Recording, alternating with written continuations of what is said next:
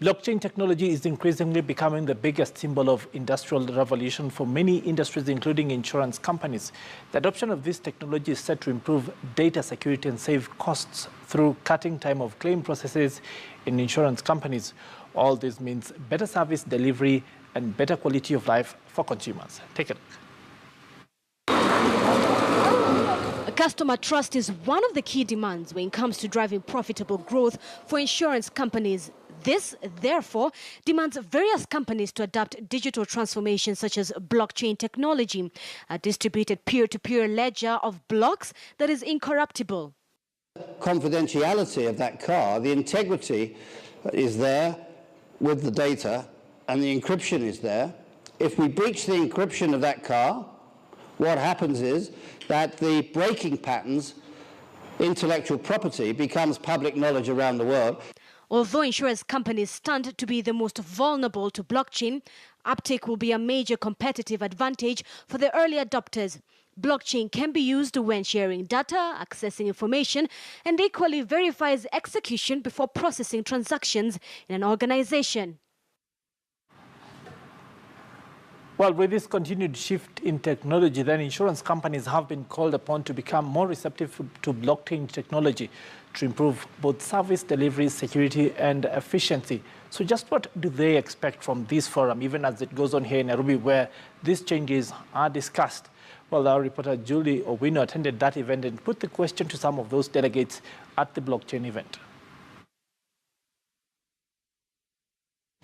My name is Lenny Noyuga. I head up the government business for Thomson Reuters for East Africa. David, tell us, what is the expectations from this forum?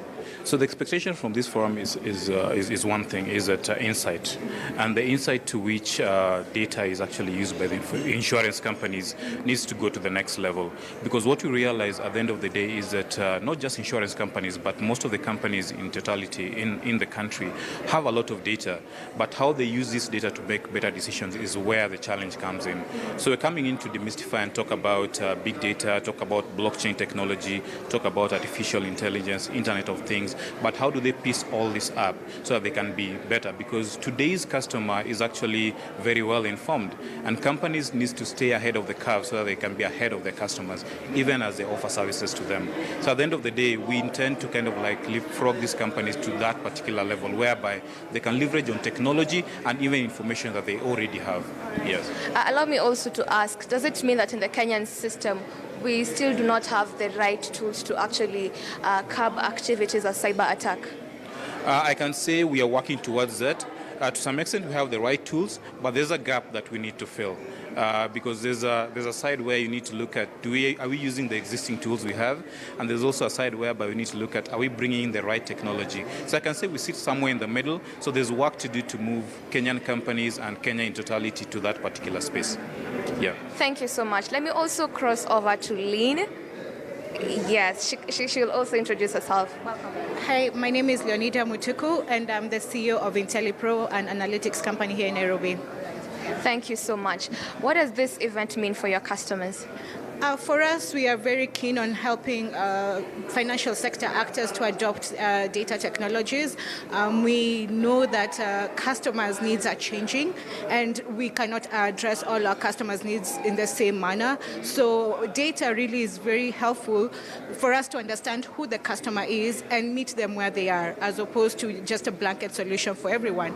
And so for us, it's very critical to put this at the forefront of the conversation, especially when you look at the future of the financial sector and the insurance sector. We want to ensure that, our leaders in these sectors are thinking about how do we apply these innovations to change how business is done, but to actually meet our customers' needs.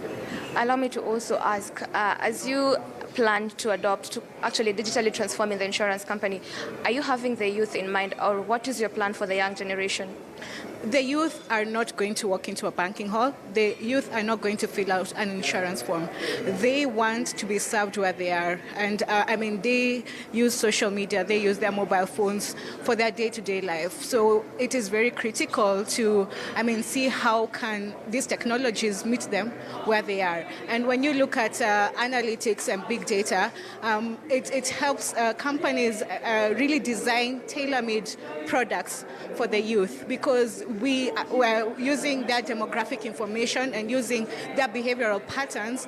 It's very clear what products would work for this segment as opposed to what has been working. And for instance, the insurance sector has a very low penetration rate. So data here and innovation is going to be critical to really increase adoption of these products.